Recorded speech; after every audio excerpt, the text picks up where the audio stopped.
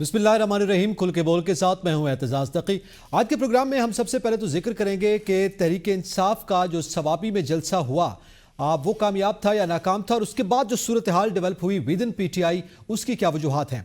और इसके साथ साथ हम बात करेंगे कि बानी पीटीआई की मुलाकातों पर जो आयद पाबंदी थी वो जो है वो ख़त्म कर दी गई अदालत की जानिब से। और इसके साथ साथ लाहौर हाई कोर्ट में पैमरा ने भी उनका नाम लेने से खबरों और मुख्तलिफ टीवी चैनल्स पर इमरान खान का नाम लेने पर जो है वो बयान दिया। उनका ये कहना है कि ऐसी कोई पाबंदी नहीं है। इस पर भी बात करेंगे। उसके साथ साथ हम बात करेंगे कि सुप्रीम कोर्ट में आईनी बेंचेस को लेकर जो है वो बहस व तकरार हुई जजेस के दरमियान, और कुछ रिमार्क भी सामने आए, इसकी भी बात करेंगे। और फिर सबसे अहम मसला इस वक्त जो है वो पंजाब में फैलती हुई स्मोक है, जिसने वफाकी दारुल हुकूमत को भी अपनी लपेट में ले लिया है। क्या वजह है फैलती हुई स्मोक के हवाले से कोई इकदाम दिखाई नहीं दे रहे। पैनलिस्ट में हमारे साथ मौजूद हैं सना मिर्जा, हमाद हसन, नसीम सिद्दीकी और बिशारत राजा। मैं सबसे पहले सना आपसे जानना चाहूँगा, आप क्या समझती हैं? आपके इल्म में है यकीनन जलसा आपने देखा होगा, पीटीआई का सवाबी में होने वाला जलसा, इससे खासी उम्मीदें वाबस्ता थी, एक बड़ा पावर शो एक्सपेक्ट किया जा रहा था, मगर कारकुनान का जोशो जज्बा जो है वो निस्बतन कम दिखाई दिया है। क्या आप इस बात से मुत्तफिक हैं, और अगर मुत्तफिक हैं तो आप क्या वजूहात समझती हैं? देखिए, मेरा ख्याल है कि पहले तो पाकिस्तान तहरीक इंसाफ इस पे जो स्टेटमेंट दे रही है उसको समझने की ज़रूरत है। मेरे अपने प्रोग्राम में आज पाकिस्तान तहरीक इंसाफ की नुमाइंदगी थी, तो मुझे बड़ी हैरत हुई इस चीज़ के ऊपर कि जब उनसे जलसे के हवाले से सवाल किया गया, हालांकि कामयाबी भी इसको कहा जाए कि जितने मुश्किल हालात में वो जलसा ऑर्गेनाइज करने की कोशिश की गई, लेकिन वो उस सूबे में किया गया था जहां पर उनकी अपनी सूबाई हुकूमत है, और इसके लिए मेरा ख्याल है कम से कम 15 दिन से तैयारी की जा रही थी। तो पीटीआई की रिप्रेजेंटेशन की राय ये थी कि ये जलसा नहीं था, बल्कि ये हमने एक जिरगा बुलाया था। अब मुझे नहीं पता कि जलसे को जिरगे में तब्दील क्यों किया गया, लेकिन ये वाजह था कि जो स्ट्रेंथ पीटीआई लाना चाह रही थी शायद वो लाने में नाकाम हुई, या दूसरी वजह ये हो सकती है कि मसलहतन फिलहाल उन्होंने जलसे को पोस्टपोन कर दिया। अगर आप ऑफ द रिकॉर्ड पीटीआई के लोगों से बात करें तो आपको ये अंदाजा बखूबी हो जाएगा कि ये जो गंडापुर साहब ने स्टेटमेंट दिया था कि बुशरा बीबी साहिबा की रिहाई में उन्होंने एक किरदार अदा किया है, उस किरदार को डिनाई नहीं किया जा सकता। अगर एक खामोश अंडरस्टैंडिंग है, देखिए केसेस तो पहले भी खत्म होते रहे, सजाएं पहले भी खत्म होती रही, लेकिन क्या एक केस खत्म होने के बाद दूसरे केस में उनको अंदर नहीं कर लिया जाता था? एक केस से रिहा नहीं होते थे कि जेल के बाहर दूसरे एक केस के लिए उनको गिरफ्तार करने के लिए लोग मौजूद होते थे। तो आई थिंक ये थोड़ा सा एक अंडरस्टैंडिंग पैदा करने की कोशिश की गई है गंडापुर साहब की तरफ से, क्योंकि वो वही सेंट्रल पर्सन है जो कि वाहिद कनेक्शन है इस वक्त पाकिस्तान तहरीक इंसाफ का और इदारों या हुकूमतों के दरमियान। चाहे जितना भी क्रिटिसिज्म आप गंडापुर साहब की पॉलिटिक्स के ऊपर या बहैसियत सीएम वो परफॉर्म जिस तरह कर रहे हैं उसके ऊपर तनकीद कर लें, लेकिन ये जरूर वाजे है कि इदारों में उनकी पहुंच है, उनकी बात सुनी जाती है, समझी जाती है और अमल किया जाता है। इसके ऊपर ये एक अलग डिबेट है, लेकिन कम से कम वो उन लोगों के साथ राब्ते में है। तो आई थिंक ये एक मैसेज देने की कोशिश की गई है, लेकिन मेरे हिसाब से स्वाबी में जो जलसे का परसेप्शन दिया गया था वो जलसा शायद उस तरह सक्सेसफुल नहीं हो सका। उस चीज को को झेप को खत्म करने के लिए या कवर करने के लिए पीटीआई उसको एक जिरगे का नाम दे रही है कि हमने सिर्फ सियासी लीडरशिप को कॉल आउट किया था और वो जिरगे में हमने वो डिस्कशन करने की कोशिश की थी। अब आई डोंट नो कि इसके पीछे वजूहात क्या हैं, लेकिन जो जो एक्सपेक्ट कर रहे थे कारकुनान कि कोई एक लाइन ऑफ एक्शन मिलेगा खान साहब की तरफ से। अब खान साहब ने एक अपना स्टेटमेंट दे दिया है कि मैं मार्च के हवाले से खुद फाइनली बताऊंगा कि मैंने ये कब देनी है। हालांकि ये इस जलसे के लिए एक्सपेक्टेड था कि वो इसमें एक अपनी जो लाहे अमल है वो कारकुनों से शेयर करेंगे, वो नहीं कर सके। इसका मतलब ये है कि अभी तक कोई लाहे अमल मौजूद नहीं है, या जो लाहे अमल मौजूद था उस पर खामोशी से साइड लाइन कर लिया गया है अपने आप को, या उससे रोक दिया गया है। तो यकीनन पीटीआई इस वक्त जो खामोश है उसके पीछे कुछ वजूहात हैं, या तो बैकडोर चैनल के ऊपर कुछ ना कुछ चल रहा है, या जो वो करना चाह रहे थे उससे कुछ ना कुछ लोगों का इख्तलाफ की सूरत में उसको कॉल ऑफ किया गया है। अब आने वाले चंद दिन इस हवाले से इसलिए इंपॉर्टेंट है कि 190 बिलियन पाउंड केस के हवाले से डेवलपमेंट खासी हो रही है और उसमें सजा भी सामने आने वाली। तो अभी मेरा ख्याल ये देखना पड़ेगा कि क्या अंडरस्टैंडिंग डेवलप होती है और किस किस्म का फैसला आता है। सही है, उस फैसले की बुनियाद पर ही कुछ हद तक कहा जाएगा। अच्छा हमाद हसन साहब, ये बड़ा अहम मामला है। एक तो जलसे के हवाले से भी ज़ाहिर एक पावर शो था, बड़ी एक्सपेक्टेशन थी, और फिर एकदम जो है वो जरगे तक आ गया, और फिर अदालत ने बानी पीटीआई पर सियासी मुलाकातों पर से पाबंदी भी ख़त्म कर दी है। तो इसके भी ये फैसला भी हुआ है, इसी दौरान हुआ है, और पे दर पे हम ये वाक़यात देख रहे हैं। आप क्या असरात देख रहे हैं इसके? शुक्रिया नकी। अभी सना ने बड़ा अच्छा तज्जिया किया, लेकिन मैं थोड़ा सा उस पर मैं खुद भी बात करूंगा, क्योंकि स्वाबी मेरा अपना डिस्ट्रिक्ट है और मैं वहाँ के डायनेमिक्स को जानता हूँ।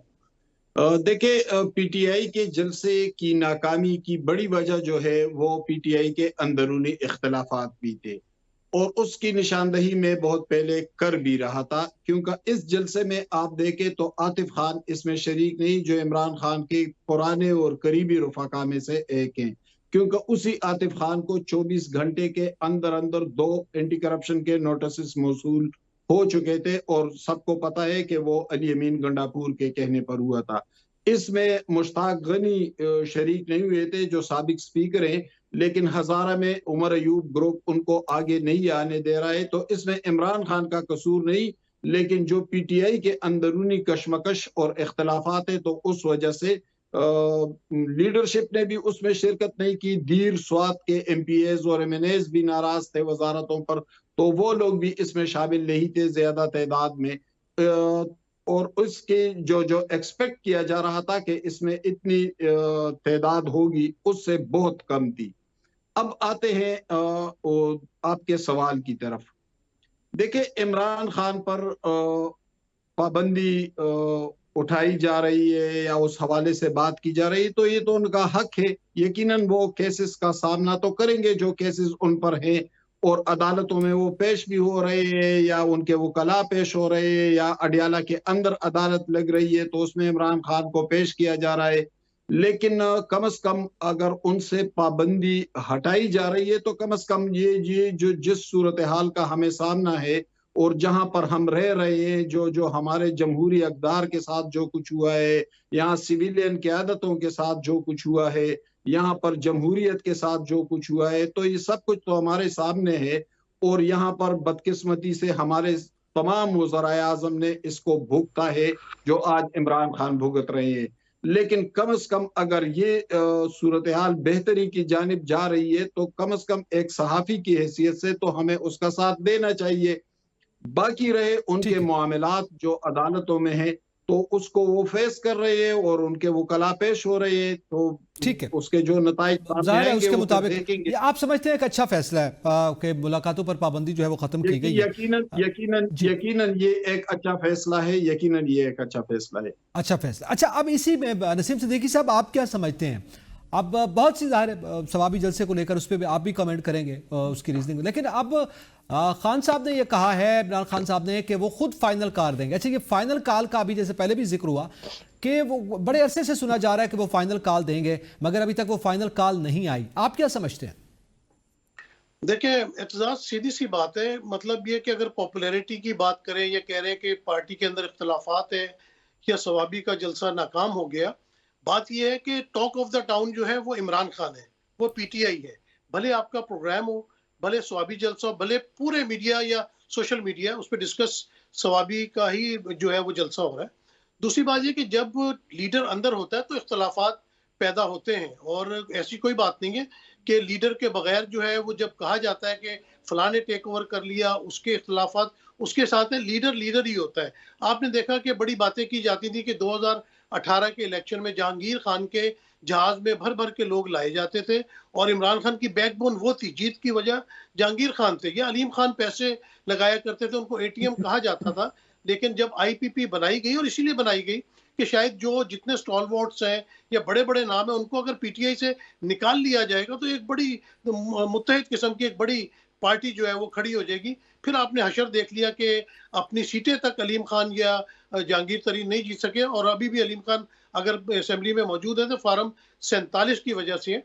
दूसरी बात आप ये देखें कि पीपल्स पार्टी पे बड़ा बुरा वक्त आया था ज़िया दौर में, उसके बाद भी आया, आपने नवाज शरीफ के दौर में देखा। क्या वो जलसे उस वक्त कर सकते थे इस किस्म के, जो अभी भी पीटीआई इतनी तकालीफ और पाबंदियों के बावजूद फिर भी कहीं ना कहीं वो अपना जलसा कर रही है। दूसरी बात आ जाती है कि दूसरे वज़राए आज़म फलां को भी जो है वो जेल की सहूलतें काटनी पड़ी। ठीक है, जो गलत है हम उसको गलत ही कहेंगे, लेकिन कोई एक बंदा बता दे जिसने इमरान खान जैसी जेल काटी हो। अगर आसिफ अली जरदारी पाबंदे सलासिल थे तो वो ज़ियाउद्दीन पहुंच जाते थे अपने इलाज के लिए, काफ़ी महीनों वहाँ पे रहते थे। उसके बाद उनको भले बख्तरबंद गाड़ी में पेश किया जाता था, लेकिन वो अदालतों थे। नवाज शरीफ के ऊपर कभी भी मुलाकातों के ऊपर पाबंदी नहीं लगी, और बड़े प्रोटोकॉल के साथ उनको अदालतों में पेश किया जाता था।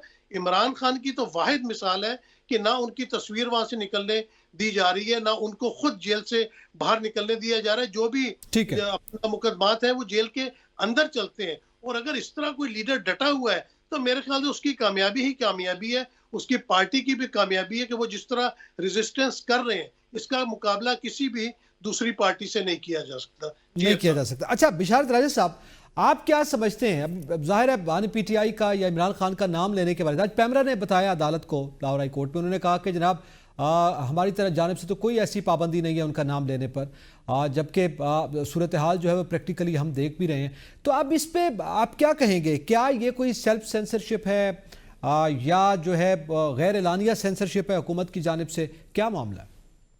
बहुत शुक्रिया नक्की साहब। हुकूमत की जानिब से गैर एलानिया सेंसरशिप है, ये बड़ा, इस पर मैं हंसा हूँ जब आपने मुझे ये कहा। मुझे अच्छी तरह याद है, ये नसीम सिद्दीकी साहब को भी याद होगा, क्योंकि ये अभी जिक्र कर रहे थे नवाज शरीफ का कि उन्हें बड़े प्रोटोकॉल के साथ लाया करते थे। मैं जब वो पनामा कवर करता होता था तो ये भी जाया करते होते थे वहाँ। बिल्कुल ऐसी ही बात है, नवाज शरीफ को बड़े प्रोटोकॉल के साथ वहाँ लाया करते होते थे। आपको याद होगा कि नवाज शरीफ की एक दफ़ा तस्वीर पर बड़ी पाबंदी लगी। नवाज शरीफ की तस्वीर जो है वो टीवी पर नहीं चलेगी, नवाज शरीफ का बयान नहीं चलेगा। उस वक़्त साफ़ियों का एक ग्रुप इस्लामाबाद हाई कोर्ट चला गया था कि भाई ये उसमें नजम सेठी वगैरह, ये आसमा शराजी, ये सारे लोग शामिल थे उसमें। लेकिन इमरान खान पर जब ये पाबंदी पिछले 1-2 साल से, जब से बल्कि वो इक़्तिदार से हटे हैं, समझे कि कहीं ना कहीं कोई रुकावट होती रही इस तरह की, उन पर ये पाबंदी लगी। साफ़ी तो कोई नहीं गया, चलें लाहौर हाई कोर्ट में किसी ने रेट पटिशन दायर की और लाहौर हाई कोर्ट ने पैमरा से पूछा तो पैमरा ये कह रहा, उस वक्त पैमरा कहता था नवाज शरीफ के दौर में कि जी हमारी तरफ से तो कोई ऐसी पाबंदी नहीं है, हमने तो कोई ऐसा आर्डर जारी नहीं किया जी कि नवाज शरीफ की तस्वीर टीवी पर ना दिखाई जाए, उसके बयानात ना दिखाए जाए। आज भी वही मौक़िफ़ पैमरा ने वहाँ लाहौर हाई कोर्ट में दोहराया। लेकिन मुझे सबसे जो झटका लगा इस बात का कि जब पैमरा ये बात वहाँ कर रही थी अदालत के सामने, तो अदालत ने ये नहीं पूछा कि आखिर वो कौन है कि जो लीडरान की, वो नवाज शरीफ हो, वो इमरान खान हो, आखिर वो कौन है जो इनके बयानात टीवी पर नहीं आने देता, जो मीडिया पर इनके तस्वीर पिक्चर्स नहीं आने देता? कोई तो है ना। पैमरा वहाँ जाकर कह देता है, आखिर उस बंदे को, उसको ढूंढा जाए ना। हमारी अदालतें जब यहाँ से आगे उनके पर जल जाते हैं, यहाँ से आगे वो नाम नहीं लेते, ना पूछना वो गवारा करते हैं, वो कोई जज हो या चीफ जस्टिस हो, कोई भी हो, जब पैमरा जाकर मौक़िफ़ देता है ना, उससे आगे उनके पर जल जाते हैं। ये गैर एलानिया सेंसरशिप नहीं है ना इदारों की तरफ से। ठीक है, एक मखसूस गैर एलानिया, ये हमेशा से, जहाँ से नकी साहब एक अरसे दराज से 77 सालों से कभी फातिमा भुट्टो की तस्वीर नहीं आती, कभी उसे पानी के वासा के थ्रू बिल भेज दिए जाते हैं, कभी उसको कुछ कहा जाता है, कभी भुट्टो को, ये वही लोग कर रहे हैं। ठीक है, अब वही सूरत हाल का हमें सामना है। अच्छा राज साहब, थोड़ा आप ही से ये, इसी के साथ ही ये सवाल है, आज सुप्रीम कोर्ट में आप चूंकि उसको रिपोर्ट करते आप मौजूद थे, जो टैक्स के हवाले से केस की समाअत हुई, उसमें जो रिमार्क्स सामने आए, जस्टिस आयशा मलिक ने कहा ये आईनी बेंच सुनेगा, जस्टिस मंसूर शाह ने कहा कि नहीं जी ये अगर आईनी बेंच सुनेगा तो क्या ये गैर आईनी बेंच है। इस किस्म के रिमार्क्स भी सामने आते रहे, तो आप ये ज़रा बताइएगा, ज़ाहिर ये सवाल उन्होंने उठाया, तो क्या दीगर बेंचेस जो है वो गैर आईनी हो गए? क्या एक कन्फ्यूजन दिखाई दे रही है इस मामले को लेकर? नक्की साहब, आपको पता है कि सुप्रीम कोर्ट का जज कोई भी हो या हाई कोर्ट का जज, जब वो ओहदे पर आता है ना, बैठता है, तो सबसे पहले वो हल्फ उठाता है। हल्फ किस चीज़ का उठाता है? वो आइन का उठाता है ना, किसी और चीज़ का थोड़ी वो हल्फ उठाता है ना। वो हल्फ यही उठाता है कि मैंने आइन और कानून के मुताबिक फैसले करने हैं, वही कुछ करना है। वो टैक्स से रिलेटेड एक केस था, उसकी समाअत हो रही थी। आपको याद होगा कि 26वीं आईनी तरमीम अभी आई नहीं थी, तो उससे पहले इसी तरह का एक केस था जस्टिस मंसूर शाह के सामने, और उस वक्त भी उन्होंने इस तरह के रिमार्क्स दिए थे। बल्कि 2 दिन में पहले आपको बताता हूँ, 2 दिन पहले की बात है, NLC का एक एम्प्लॉइज का केस था जस्टिस मंसूर शाह के सामने। वो हाई कोर्ट के खिलाफ अपील की हुई थी NLC ने। अच्छा, हाई कोर्ट ने, जो NLC के एम्प्लॉइज थे, उन्होंने हाई कोर्ट में रिट दायर की थी, हमें बताया जाए कि हम NLC के मुलाजिम हैं, एम्प्लॉइज हैं या नहीं हैं। हाई कोर्ट ने मुलाजमीन के हक़ में फैसला दिया कि आप NLC के एम्प्लॉइज हैं। वो NLC चली गई सुप्रीम कोर्ट ऑफ पाकिस्तान में उस अपील के खिलाफ। वो केस वहाँ जस्टिस मंसूर शाह के सामने था। जस्टिस मंसूर शाह को एनएलसी के वकील ने कहा जी कि चूंकि ये बुनियादी इंसानी हकूक का मामला है, इसको आप जो है वो भेजे जनाब आईनी बेंच के सामने। जस्टिस मंसूर शाह ने वो एप्लीकेशन ही खारिज कर दी, उन्होंने कहा नहीं मैं भेजता, जाएं जी, हर केस आईनी बेंच का, हर केस आईनी बेंच का। अब देखें यहाँ पर मामला क्या है। जिस जस्टिस आशा मलिक ने आर्टिकल 2A की बात की, अब यहाँ पर प्रैक्टिस एंड प्रोसीजर एक्ट की जो जजेस कमेटी है, फैसला उसने करना है जी कि कौन सा केस आईनी बेंच में जाना है और कौन सा केस जो है वो हमने सुनना है। उसके बाद फिर जो आईनी बेंच की कमेटी है, मतलब सुप्रीम कोर्ट के अंदर भी ऐसा एक और सुप्रीम कोर्ट खड़ी कर दी गई ना, उसने भी फिर आगे फैसला करना है जी कि इस केस के लिए 3 रुकनी बेंच बैठना है, 5 रुकनी बेंच बैठना है या 7 रुकनी बेंच। यहाँ से फड्डा शुरू होगा। ये जो 26वीं आईनी तरमीम लाएगी, इसमें इतने सुकम है कि ना कोई वकील अदालत की मदद कर रहा है और ना जज इन मामलात को समझ रहे हैं। खामोशी ये तो है, अभी सवाल उठाया जा हुआ रहा है। ना, ठीक है, अभी मामला शुरू हुआ, अभी जाने दे आगे। इसमें इतने बहुत सारे मामलात ऐसे जहां बुनियादी इंसानी हकूक से ये चीजें मुतसादम है और किसी न किसी उस पर सवालात उठेंगे, सवाल उठेंगे। नसीम साहब आप कुछ कहना चाह रहे हैं, क्विकली प्लीज। जी वो एतजाज पंजाबी की एक मिसाल है कि हमसाये दी कंध ढा देनी है, यानी कि उसकी दीवार गिरा देनी है, भले मैं खुद उसके नीचे आ जाऊं। तो गवर्नमेंट ने हिसाब किया है कि सुप्रीम कोर्ट के अंदर जो है ना वो 2 उन्होंने मतलब दीवार खड़ी कर दी है और इनको खुद समझ नहीं आ रहा कि आने वाले दिनों में आगे करना क्या। ठीक है सना मिर्जा, आप क्या समझती हैं इस मौके पर? जैसे मंसूर शाह के रिमार्क्स भी आपके सामने हैं, उन्होंने खुद भी ये सवाल उठाया तो कि अब तो ये सवाल सामने आया है कि आईनी बेंच सुनेगा या रेगुलर बेंच सुनेगा। 26वीं आईनी तरमीम के बाद क्या कोई अदालती सतह पर हम कहें कि एक ज़ाहिर बड़ा इदारा है, कोई कन्फ्यूजन पैदा हुई, कोई बहरान सामने आया? नहीं, आप अदालतों में बहरान या कंफ्यूजन की बात कर रहे हैं या ओवरऑल पूरे मुल्क में कंफ्यूजन जो फैला है उसकी बात कर रहे हैं? नहीं, अदालत के हवाले से हम बात करें। 26 अमेंडमेंट के बाद अब ये रिमार्क्स जो सामने आ रहे हैं, हमारे सामने, आपके भी सामने। नहीं, देखिए मेरी बात सुने, मैं बशारा साहब की गुफ्तगू को इसलिए एंजॉय कर रही थी कि अमूमन कौमों को ना ट्रक की बत्ती के पीछे लगाया जाता है, लेकिन मेरा ख्याल है कि हमें ट्रक के नहीं ट्रेन की बत्ती के पीछे लगा दिया गया है। वो ट्रेन चलती जा रही है, रोज एक नया कंफ्यूजन हो रहा है, लेकिन वो ट्रेन कभी खत्म नहीं होगी।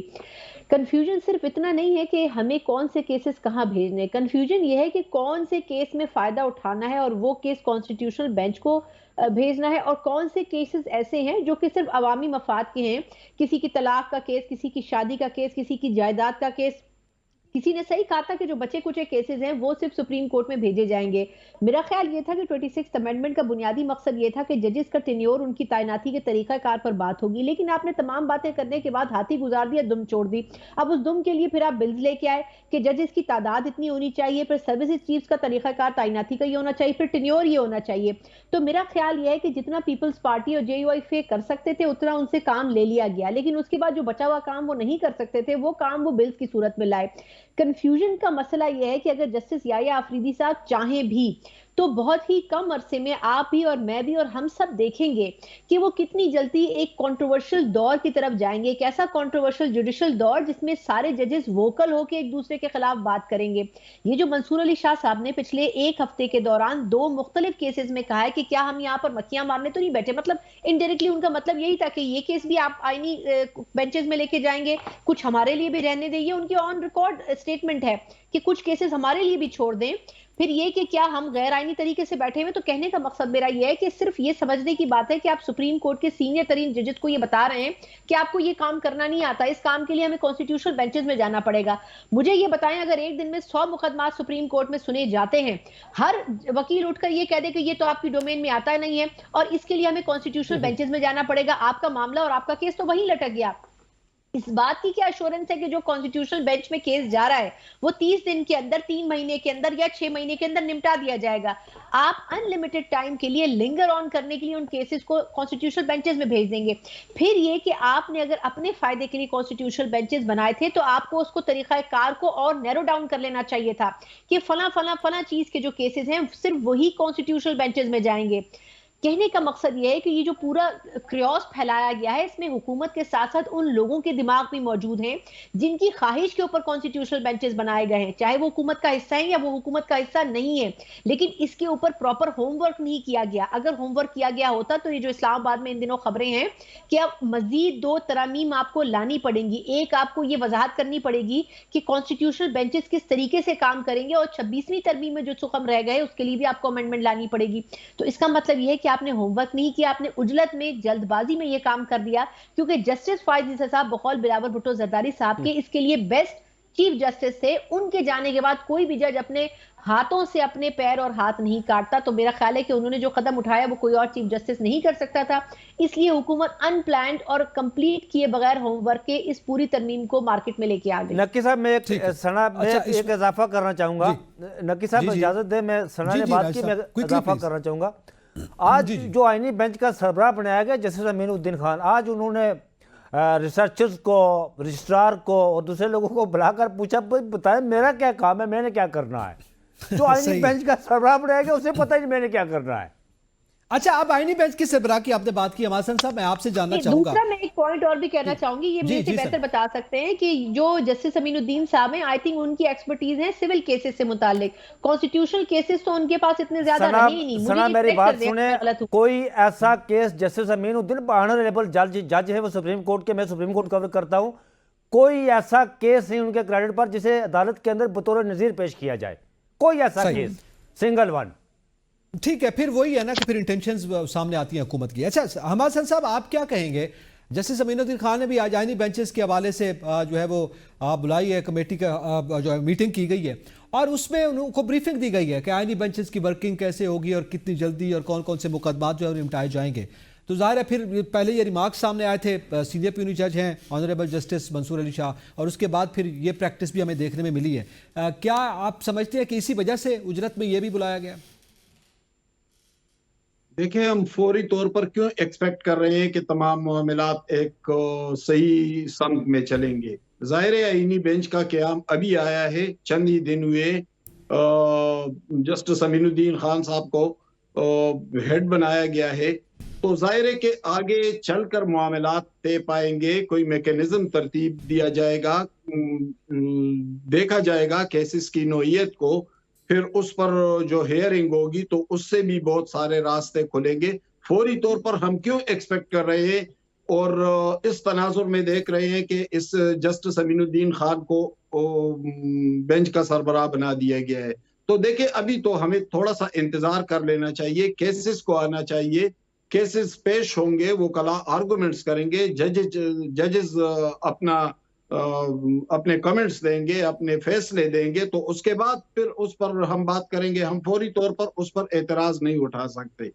दूसरी बात, तो नकी मुझे थोड़ा सा मौका दे दे, चूंकि मेरे आर्गुमेंट्स पे काउंटर आर्गुमेंट्स हुए थे, दोस्तों ने किए थे कि इमरान खान ने जेल को जिस बहादुरी के साथ काटा, तो हम सहाफी है, हम तारीख को क्यों नजरअंदाज कर रहे हैं? हम दूर नहीं जाते, अभी से बात करने।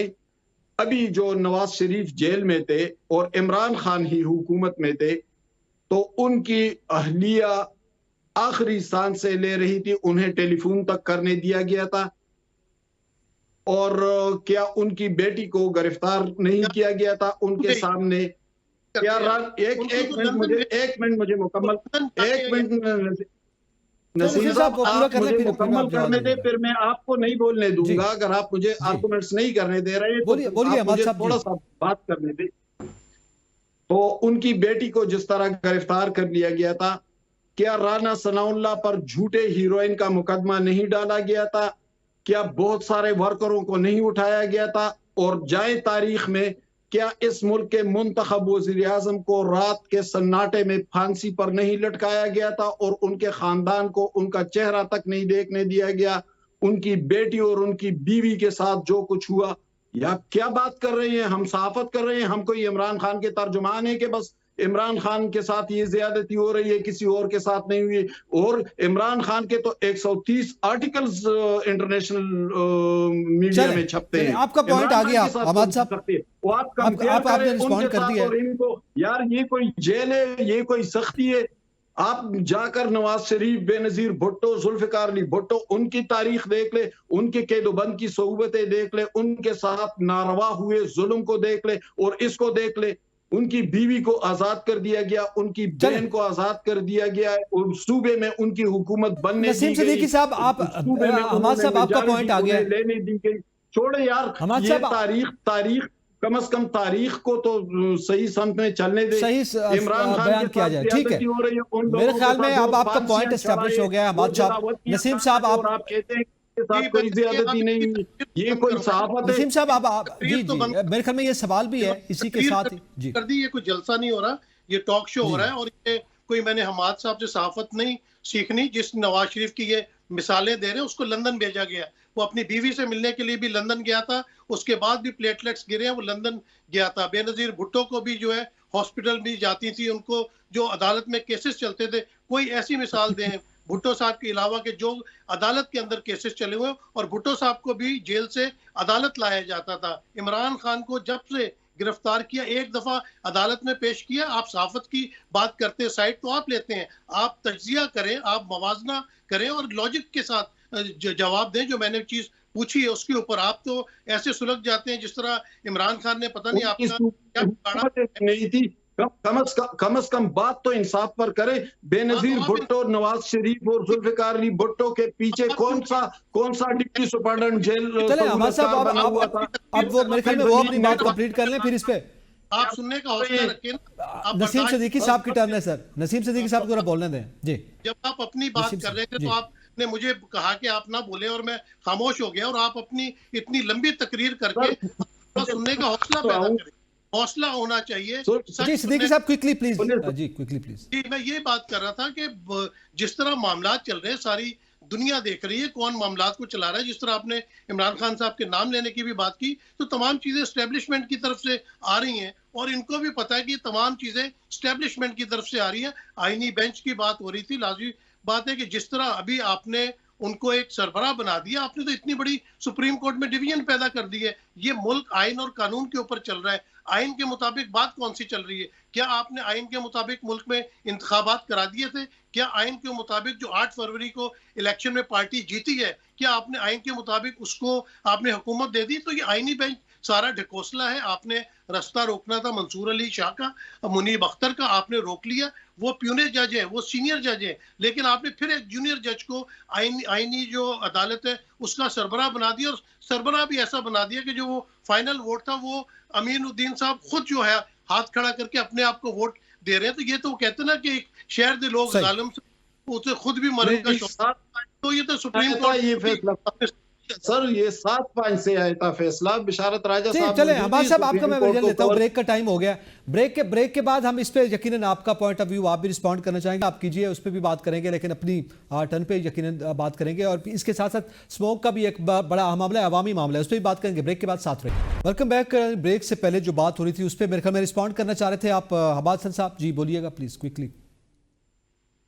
जी आप सवाल क्या था? सवाल नहीं, वो आप मेरे ख्याल में नसीम सिद्दीकी साहब का कोई जवाब देना चाह रहे थे उसके लिए, वरना फिर आगे बढ़ते हैं। सिद्दीकी साहब के इस राय से इख्तिलाफ तो है ही नहीं सिरे से कि जजेस के खिलाफ जो कुछ हुआ, मंसूर अली शाह साहब या मुनीब अख्तर साहब की बात हो रही है, तो ये जज जस्टिस फाइज ईसा भी था, उनके खिलाफ कोई इख्तिलाफ से भेजा गया नहीं भेजा गया था।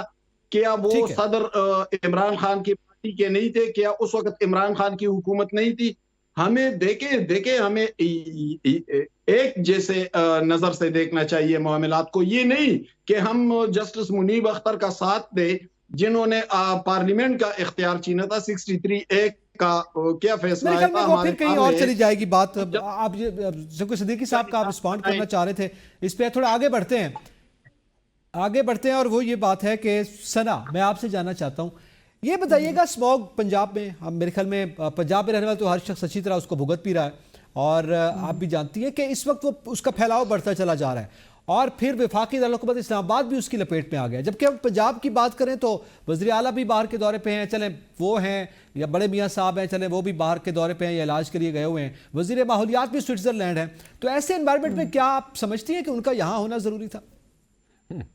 नहीं, मेरे ख्याल में नकी नसीम भाई के और मेरे दूसरे भाई जो बैठे हुए हैं उन दोनों की बहस का कंप्लीट होना पहले ज्यादा जरूरी था। उसकी वजह ये है कि मेरा ख्याल है कि पाकिस्तान तहरीक इंसाफ के आने के बाद ना एक बड़ा मसला जो हो गया है वो ये है कि हम अपने ओपिनियन जरूर शेयर कर रहे होते हैं, लेकिन समटाइम्स ऐसा नहीं है। मैं माजरत, मैं इन दोनों की बड़ी रिस्पेक्ट करती हूँ, नसीम भाई तो he is like a brother to me, लेकिन ये एक बहुत बड़ा मसला है कि जब हम जर्नलिस्ट अपना ओपिनियन देने लगते हैं तो हम बड़ी जल्दी ये टैग लगा देते हैं उस जर्नलिस्ट के ऊपर कि ये पीटीआई का स्पोक्स पर्सन बन गया है, ये नून का बन गया है, ये पीपल्स पार्टी का बन गया है। आई थिंक जब से मैंने सहाफत में कदम रखा उस वक्त से मैंने हर जर्नलिस्ट को एक सर्टेन ओपिनियन रखते हुए देखा है, लेकिन अब ऐसा एक दौर आ गया है कि हम अपने ओपिनियंस को एज ए जर्नलिस्ट शेयर भी करते हैं ना, तो वो बहुत जल्दी लोगों के अंदर एक मिसअंडरस्टैंडिंग पैदा हो जाती है। तो आई थिंक ये एक बहुत बड़ा मसला है जो इस सियासी लीडरशिप को खत्म करने के बजाय वो उसको और बढ़ावा दे रहा है। तो आई थिंक ये एक थोड़ी अंडरस्टैंडिंग होनी बड़ी जरूरी है कि हर जर्नलिस्ट का एक अपना प्लस या माइनस हो, लेकिन उसका एक अपना ओपिनियन हो सकता है, तो सबके ओपिनियन की रिस्पेक्ट करनी चाहिए। अच्छा, अब मैं आती हूँ उसके मसले के ऊपर जो आपने स्मोक से मुताल्लिक किया। देखिए, इसमें अनबाइज्ड होके ना एक चीज है जिसको अप्रिशिएट करना बड़ा जरूरी है। पंजाब में ये पहली दफा स्मोक का मसला नहीं हुआ, कम से कम 3-4 साल से ये बहुत शदीद मसला है और हर साल ये अपनी पीक पर जाता है एक सर्टेन सीजन में। लेकिन मुझे हैरत इस चीज के ऊपर है कि इसके ऊपर पहले से प्लानिंग नहीं की जाती। अब फिर वही बात है, लोग समझेंगे शायद मैं नून को ही क्रिटिसाइज कर रही हूँ। मसला ये है कि आप ऑरेंज लाइन के ऊपर इन्वेस्ट कर देते हैं, आप मोटरवेज पे इन्वेस्ट कर देते हैं, आप बाहर से जाके इन्वेस्टमेंट लेके आते हैं, जी हमने सीपैक को दोबारा से शुरू करना है। अगर पीटीआई हो वो कहती है जी हमने बीआरटी बनानी है, हमने फला काम करना है, हम पता नहीं ये हॉस्पिटल। भाई पहले इंसानों को सांस लेने के लिए तो जिंदा छोड़ो, उसके बाद उनकी फैसिलिटीज पे जाओ। वो सांस नहीं ले पा रहे हैं, आप उनके लिए फैसिलिटीज पैदा कर रहे हैं। उन फैसिलिटीज में क्या उनकी लाशों को आपने रखना है? तो मेरा सिर्फ एक इसमें सवाल यह है कि मुझे ये बताएं कि सिंध में, सारी जिंदगी मैं सिंध में गुजार के आई हूं, वहां से ज्यादा पोल्यूटेड जो सूबा है वो और कोई नहीं हो सकता। मैं कराची में सालों साल रही हूं, वहां पोल्यूशन में कुछ एरियाज ऐसे हैं जहां व्हाइट ड्रेस पहन के चले जाएं तो ब्लैक होके आप घर वापस पहुंचते हैं, इतना धुआं होता है। लेकिन मेरा सवाल यह है कि पिछले चंद सालों में उन्होंने पोल्यूशन के ऊपर इस तरह काम किया है कि आप उनकी वो इंडेक्स देख लें, उसमें 76 नंबर आ रहा है। वो जो 400 कुछ पे पहुंच चुका है पेशावर नहीं, ये पंजाब के शहरों में, लाहौर में, दीगर शहरों में, लाहौर, फैसलाबाद, गुजरावाला, मुल्तान, वो आप अभी भी नेट पर सर्च करें तो वो कराची उसमें अंडर 100 आ रहा है। मेरा सवाल यह है कि इतना बड़ा इंडस्ट्रियल सिटी है, वहां पर उन्होंने क्या ऐसा किया है? कुछ तो किया होगा ना जिसकी वजह से उनका नंबर इतने नीचे गिरा है। तो आप किसी दुनिया की दूसरी टेक्नोलॉजी ये मुल्क से नहीं सीख सकते, अपने पड़ोसी सूबे से ही सीख लें कि उन्होंने क्या इसके ऊपर काम किया है जिसकी वजह से उन्होंने पोल्यूशन को किसी हद तक कंट्रोल कर लिया है। अच्छा, उसके बाद स्मोक, अगर ये टेक्निकल फैक्टर आप मुझे देते हैं कि जी भारत से क्योंकि धुआं उड़ के आ रहा है और वो पंजाब में जा रहा है, सिंध में नहीं जा सकता, चलिए ये भी मैंने मान लिया, लेकिन पूरे 8 महीने पिछली स्मोक से गुजरे, आप क्या कर रहे थे? आप सो रहे थे।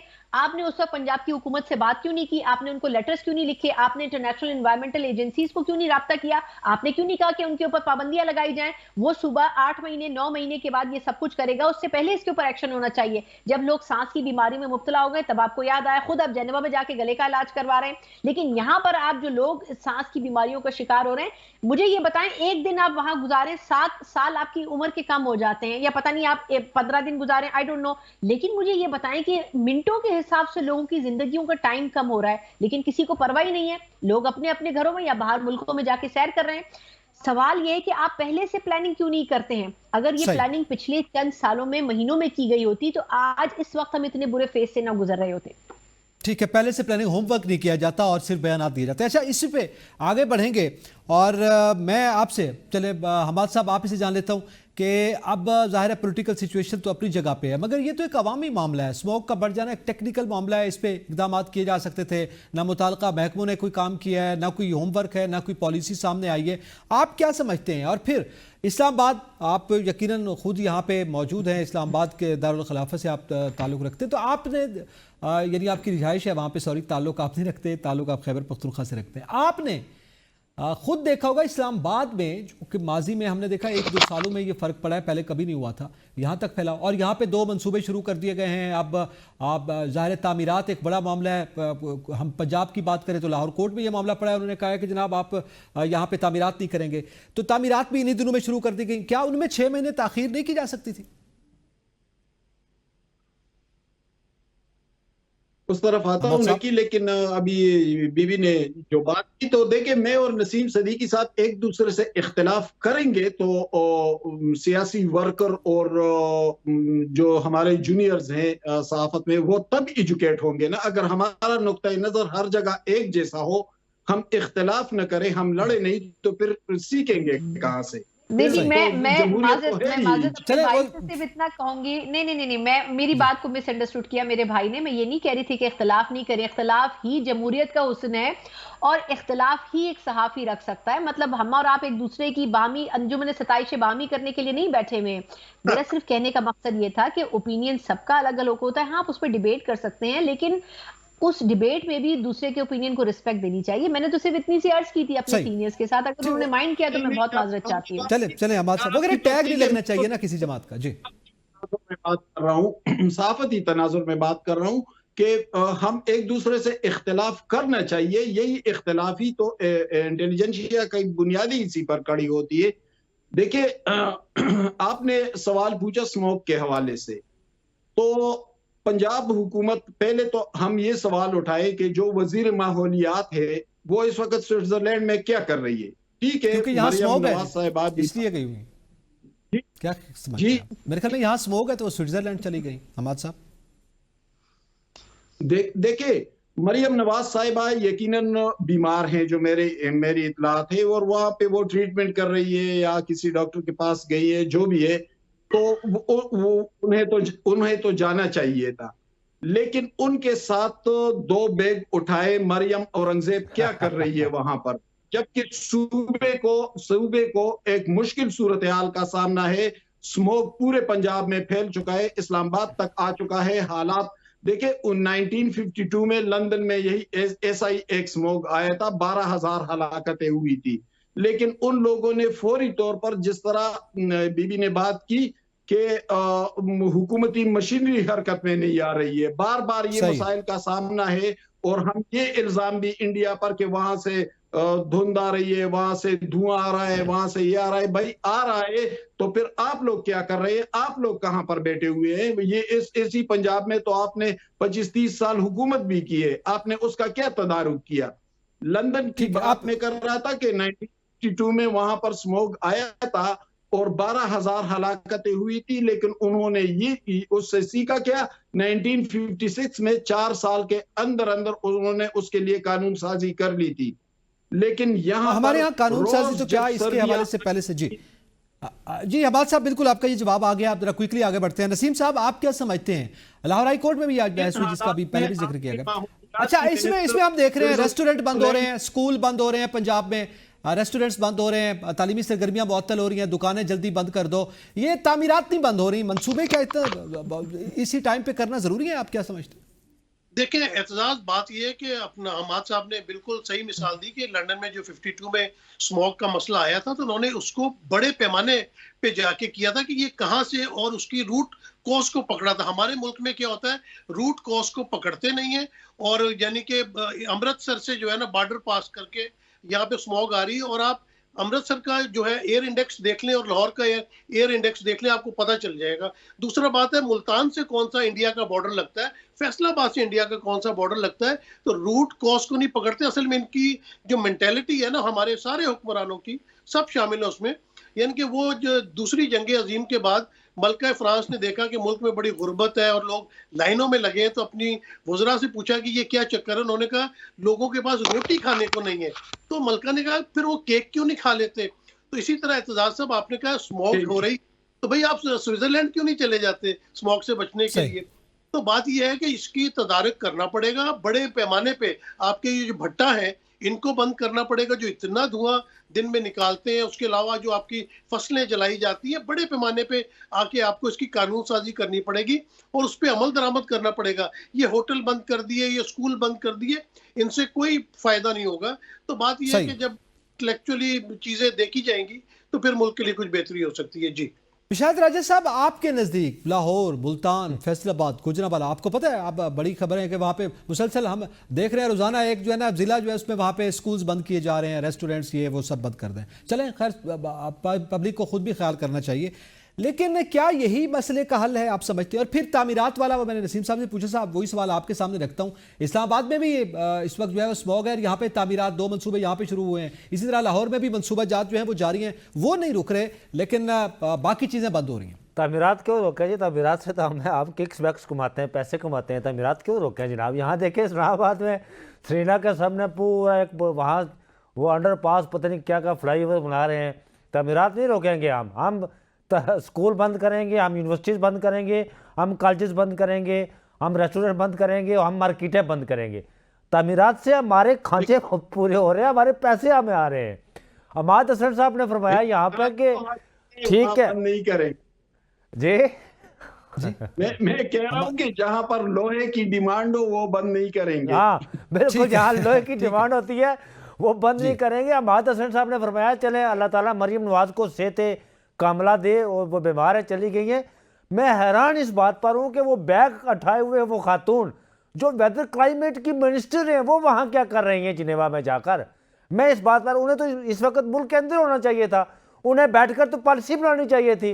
हाँ, अगर कहीं कोई पैसे वाला मामला होता तो वो कतई ना जाती, क्योंकि वो कहते हैं कि अखबारात वाला मामला हो, उसमें वो इश्तिहारात जारी करने हों तो वो बैठ जाती हैं। जंगलात वाला कोई मामला हो, जिसमें दरख्तों की कटाई वाला मामला हो, वो बैठ जाती है, क्योंकि वो पैसे कमाने वाला मामला हो तो ये बैठ जाते हैं। इंसानी ज़िंदगी का मामला हो तो ये मुल्क से भाग जाते हैं। जैसे वो मरियम औरंगज़ेब गई है, मरियम नवाज़ को तो अल्लाह ताला सेहत दे, लेकिन मरियम नवाज़ को भी कम अज़ कम इस मौके पर, इस वक्त पंजाब की जो सूरत हाल है, उन्हें मुल्क के अंदर रहना चाहिए था। जिस तरह सना ने बताया, ये हमाद साहब तो लंदन की बात बता रहे, मैंने पढ़ा भी था कल लंदन के वाले से। मैं तो हैरान इस बात पर हूँ कि कराची में इस तरह का मामला हुआ तो सिंध गवर्नमेंट इस पर अमल किया और बहुत कम अरसे में इस तरह उन्होंने कंट्रोल किया। क्या पंजाब नहीं कर सकता था? ये भी कर सकते हैं, लेकिन इनके काम करने की नीयत नहीं है। और दूसरा, यहाँ पर बात हो रही है कानून साजी की, कि कानून साजी करें। भाई अमल कौन करेगा? कानून साजी करेंगे? यहाँ पर जितनी भी कानून साजी हुई है हमेशा उसके मामला उल्ट होता रहा। अच्छा, मुझे अच्छा बिशारत राजा साहब, बिल्कुल जी एक मिनट जी, मैं तो सोच शुक्र है राजा बिशारत साहब ने ये बात नहीं कह दी कि जो बैग उठाने के काबिल होते हैं आप उनको मिनिस्टर बना देते हैं। तो चले खैर, ये मेरे ख्याल में वही बात है ना, हम यही कह सकते हैं कार्रवाई से हज़फ कर दें इसको। चलें, खैर वो एक अलग मामला है। लेकिन सना मिर्जा साहबा, आप क्या समझती हैं? अब ज़ाहिर है ये मामला इंटरनेशनली भी है, क्लाइमेट चेंज के बारे से बात की जाती है। सिंध में यकीनन जैसे आपने मिसाल दी, वो वहाँ से भी इंटरनेशनली फंडिंग भी सामने आई है और वहाँ पे काम भी हो रहा है। इसी तरह पंजाब के हवाले से आप क्या समझते हैं? दूसरा, 26वीं आईनी तरमीम के साथ भी ये मामला उठाया गया था, उसमें भी एक अमेंडमेंट में इसे शामिल किया गया था, उसका क्या हुआ? ये कानून साजी तो पहले हो चुकी है, इसमें शामिल है। मैंने कहा कि माहौल दोस्त तरमीम है ये। जी जी जी जी नहीं, मेरा ख्याल है कि बिशारत साहब बिल्कुल ठीक कह रहे हैं। माहौल दोस्त भी है और इदारा दोस्त भी है और सियासी दोस्त भी है। इसको जो भी दोस्त लगाना चाहे आप लगा सकते हैं, क्योंकि देखिए जो होना था वो हो चुका है। अब ना ये तरमीम रिवर्स हो सकती है और ना ही इसके फैसले रिवर्स हो सकते हैं। अब जितना शोर मचाना है मचा लें। लेकिन देखिए, इन्वायरमेंट के ऊपर शहरी रहमान साहब, आपको याद होगा पिछले कुछ दौर में उन्होंने काम किया था, उन्होंने कुछ बेहतर इनिशिएटिव्स लिए थे, क्योंकि पढ़ी लिखी खातून थी। अब बहालत मजबूरी सही उनको ये मिनिस्ट्री मिली थी, लेकिन उन्होंने कुछ ना कुछ इसमें डिलीवर किया था। मरियम औरंगजेब साहब को भी अगर मिली है, बादल ना खासा सही, लेकिन उन्होंने पंजाब में बड़ी मुश्किलों से अपने आप को मरियम साहिबा के लिए महदूद किया है, तो उनको थोड़ा सा काम इस चीज के ऊपर करना चाहिए था। कम से कम with all due respect, Maryam Nawaz साहिबा अगर बीमार हैं, अगर वो बाहर गई हैं, दैट्स फाइन, लेकिन उनकी एब्सेंस में, क्योंकि he is the second person जिसको आप अप्रोच कर सकते हैं उस सूबे के अंदर सीनियरिटी वाइज, तो उनको इस इंपॉर्टेंट टाइम के ऊपर वहां होना चाहिए था। फिर उसमें पूरे स्टेट को उनको इन्वॉल्व करना चाहिए था, विफाक को इन्वॉल्व करना चाहिए था कि इस इशू के ऊपर विफाक कंट्री टू कंट्री अप्रोच करे, भारत को, उनसे बात करे। लेकिन आई थिंक वहां पर इस चीज को उस तरह सही नहीं लिया गया, उस इशू को टेकअप नहीं सीरियसली लिया गया। ठीक है, बिल्कुल, चूंकि वक्त जो है वो मुकम्मल हुआ है प्रोग्राम का तौर पर, बल्कि वो 26वीं आईनी तरमीम के जैसे ये तरमीम आई उसके बाद इस्लामाबाद में भी स्मोक पहुंच गई है, तो मेरे ख्याल में अब ये वफाकी मसला भी है, वफाकी हुकूमत को भी देखना होगा कि इस पर क्या करना है। इसी के साथ ही तमाम पैनलिस्ट का बहुत शुक्रिया, इजाज़त दीजिए, अल्लाह हाफिज़।